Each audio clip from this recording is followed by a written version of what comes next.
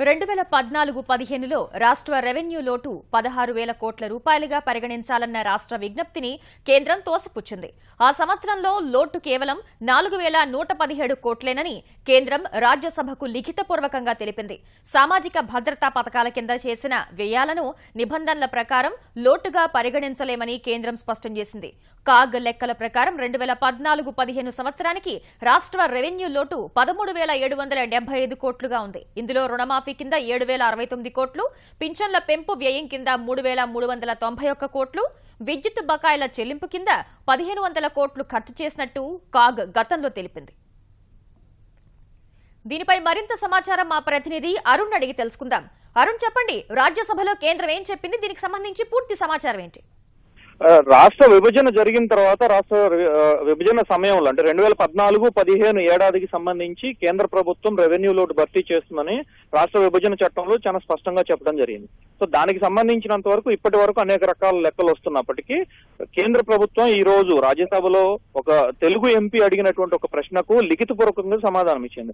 దాంట్లో ప్రధానంగా చెప్పుకుంటే ఏంటంటే 4,117.79 కోట్లు మాత్రమే ఆంధ్రప్రదేశ్ కు రెవెన్యూ లోటు ఉంది. అయితే గతంలో చెప్పిన విధంగా 13,137 కోట్ల రూపాయలకు సంబంధించిన రెవెన్యూ లోటు వచ్చిందన్నది వాస్తవం కాదు.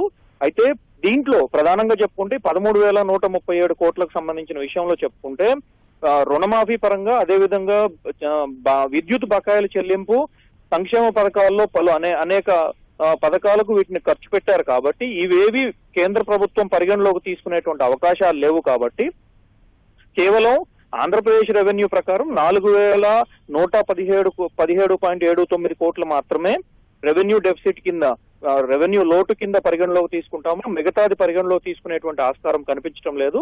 ఇదే విషయాన్ని కూడా అకౌంటెంట్ జనరల్ కూడా స్పష్టం చేయడం జరిగింది. రాష్ట్ర ప్రభుత్వం ఇచ్చినటువంటి లెక్కల ప్రకారం చూసుకున్న అకౌంటెంట్ జనరల్ చెప్పినటువంటి అంశాల ప్రాతిపదికగా తీసుకున్నప్పటికీ కూడా ఏ విధంగా తీసుకున్నా 4,117.79 కోట్లు మాత్రమే రెవెన్యూ లోటు కింద పరిగణలోకి తీసుకోవాల్సి ఉంటుంది. మిగిలిన మొత్తాన్ని రెవెన్యూ లోటు పరిగణలోకి తీసుకోవడం సాధ్యం కాదు అని ఈ రోజు రాజ్యసభలో లిఖితపూర్వకంగా కేంద్ర ఆర్థిక శాఖ సహాయ మంత్రి ఇచ్చినటువంటి సమాచారం ప్రకారం, ఆయన లిఖితపూర్వకంగా ఇచ్చినటువంటి సమాధానం ప్రకారం తెలుస్తా ఉంది. శ్వేత, ధన్యవాదాలు అరుణ్.